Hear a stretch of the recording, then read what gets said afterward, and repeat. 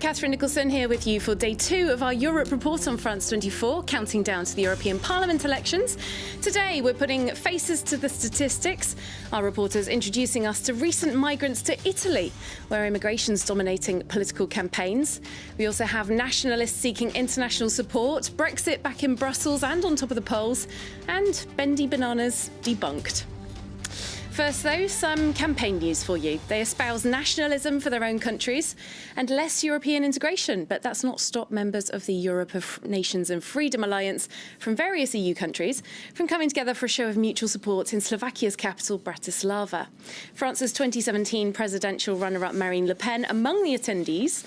Far-right parties are projected to make gains come May 26, according to European Parliament data. Here's Philos Kranidiotis, chairman of the anti-immigration and Eurosceptic party, New Right, in Greece. Many people say, our opponents, that we want to destroy Europe. Our answer is that we are the true Europeans because we defend the true European values. What is the most valuable in Europe? It's our differences. Well, meanwhile, a group of pro-EU demonstrators rallied outside the same event. We're here because we believe that EU membership is of vital importance for Slovakia. Now, Brexit is back in Brussels today in the form of Theresa May's chief negotiator, Ollie Robbins, looking to find out how much change could be made to the political declaration. That's the non-legally binding document which accompanies the famously thrice-rejected withdrawal agreement. Cross-party talks between Theresa May's ruling Conservative Party and the opposition Labour are said to be close to collapse. They've been looking for a compromise that could get support from a majority of British lawmakers and one which Labour insists should be reflected in the political declaration part of the Brexit deal. Well, both those parties are seen to be losing voters ahead of the EU election. In this recent poll from YouGov, you can see the recently launched Brexit Party, led by Nigel Farage, on a clear lead on 34%. Labour on 16% in second place, with the fiercely pro-Remain Liberal Democrats on 15%. Now, the Greens on 11% have overtaken Theresa May's Conservatives, who are now seen in 5th place on just 10%.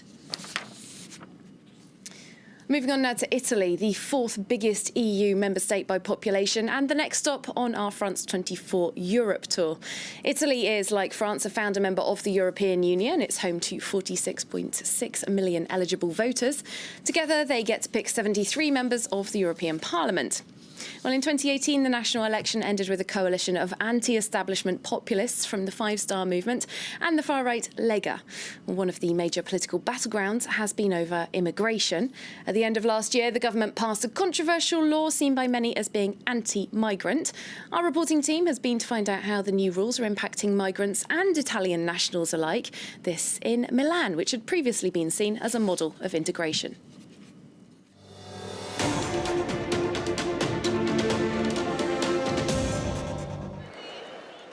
Groups of migrants gathered day and night at Milan's central train station. Boubacar left Guinea 2 years ago after his parents were killed in street protests. It was a long journey to Italy.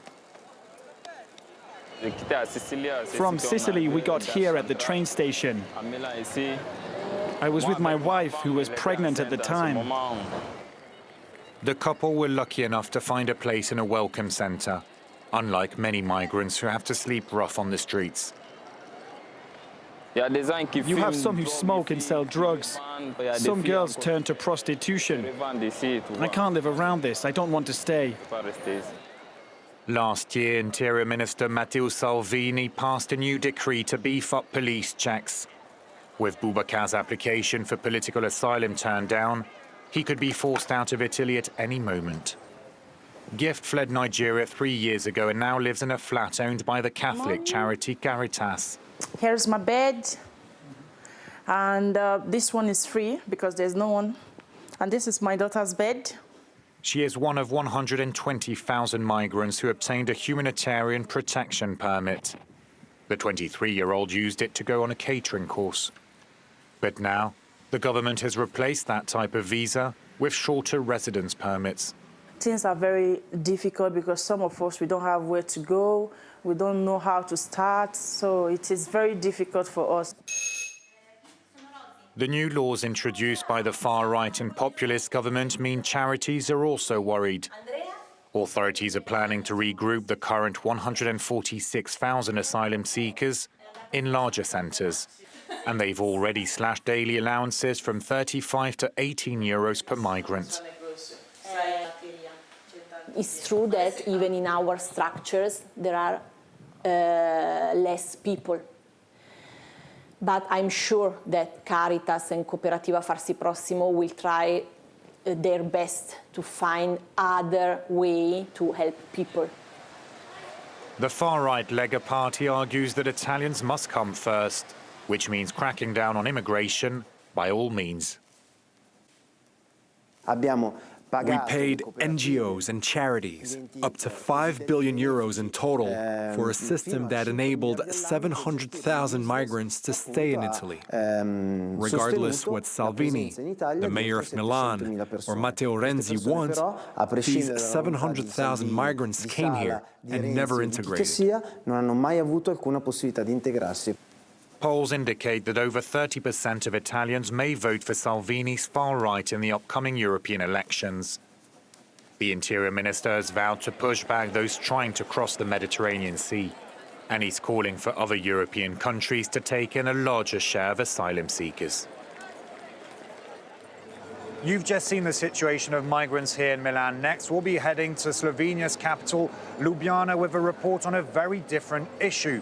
The country is becoming a leader in Europe in digital innovation and technology, but not everyone's benefiting from these positive changes. See you soon for the France 24 Europe tour. Well, just sticking with Italy, no new opinion polls have been allowed to be published there since Friday. So here's one of the last ones that we have. It's from Corriere della Sera newspaper. You can see the far-right Lega leading on 30.9%. Their five-star movement coalition partners have slumped to 24.9%. The former ruling Democratic Party is seen on 20.5%. Meanwhile, 42% of people said that they were unlikely to vote at all. Now, before we leave you, we've got something for you that we're calling a show and tell. We're going to have a regular segment where we show you everyday objects, which you might not know have a link to EU politics. I'm joined for this by Roxanne Brunel from our very own Europe desk. Hi there, Roxanne. Hi, Catherine. Now, you've got a story for us today that involves the two objects we can see in front of you, bananas, cucumbers. There's also single market regulation comes into this, and our old favourite fake news.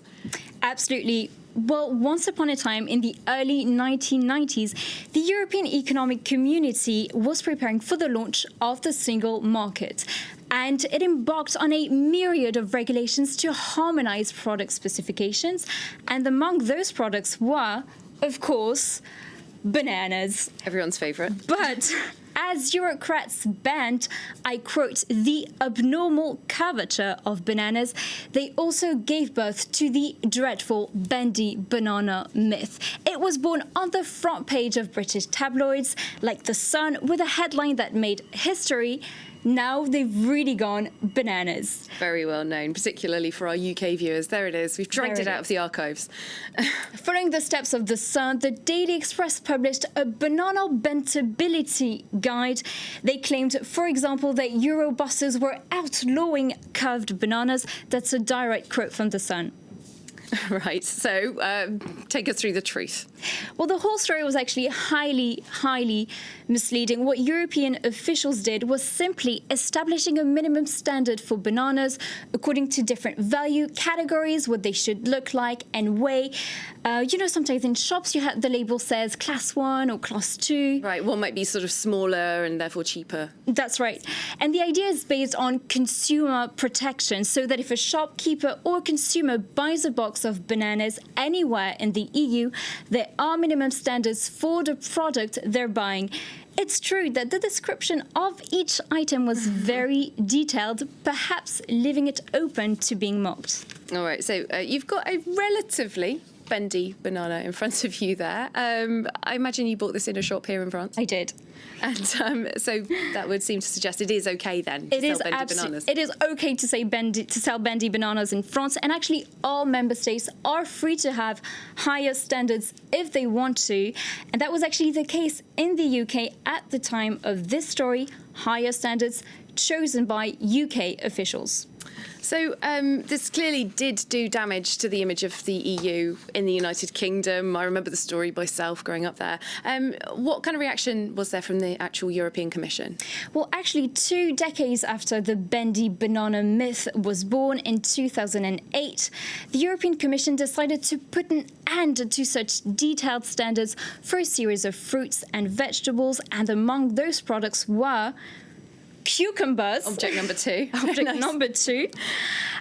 Still, last February, François-Xavier Bellamy, he's the French lead candidate for the centre-right party Les Républicains, well, he said the EU should stop meddling with French cucumbers. Well, rest assured, it doesn't anymore. But these 2 examples show how much single market regulations can fuel myths and fake news that persist over time, more than 10 years after for the cucumber.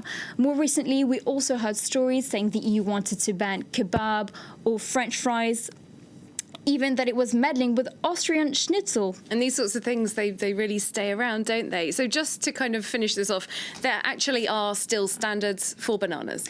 Those were kept, but once again, they're actually broad minimum standards that protect us from importing bananas of poor quality.